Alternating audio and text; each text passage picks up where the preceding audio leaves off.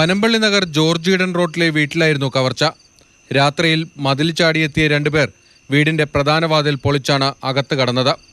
സംഭവ സമയത്ത് വീട്ടിൽ ആരുമുണ്ടായിരുന്നില്ല.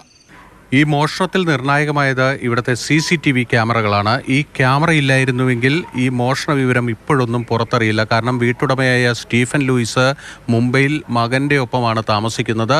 അദ്ദേഹം മടങ്ങിയെത്തുന്ന ഒരു ഘട്ടത്തിൽ മാത്രമേ ഈ മോഷണ വിവരം പുറത്തേക്ക് അറിയുമായിരുന്നുള്ളൂ. പക്ഷേ ഈ ക്യാമറ ഇവിടെ ഉണ്ടായിരുന്നതുകൊണ്ട് മകന് അത് കൃത്യമായി അറിയാൻ കഴിഞ്ഞു. അവർ പോലീസിൽ വിവരം അറിയിച്ചു. അങ്ങനെയാണ് പോലീസ് സ്ഥലത്തെത്തി പരിശോധന നടത്തുന്നത്. ഈ വീടിന് പുറത്ത് മാത്രമല്ല മുറിക്കുള്ളിലും ക്യാമറകളുണ്ട്. അങ്ങനെ മോഷ്ടാക്കൾ അകത്ത് കയറി കവർച്ച നടത്തുന്നതിൻ്റെയൊക്കെ ദൃശ്യങ്ങൾ പുറത്തേക്ക് വരികയും ചെയ്തിട്ടുണ്ട്.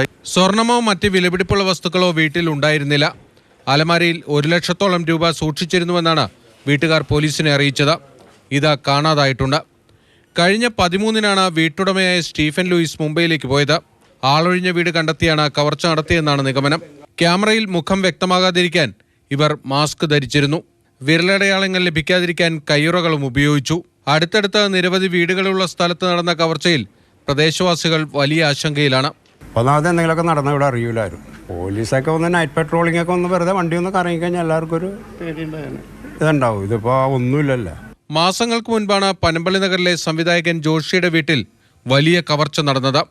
ഇതിൽ ബീഹാർ റോബിൻഹുഡ് എന്നറിയപ്പെടുന്ന മുഹമ്മദ് ഇർഫാനെ മണിക്കൂറുകൾക്കകം പോലീസ് പൊക്കിയിരുന്നു.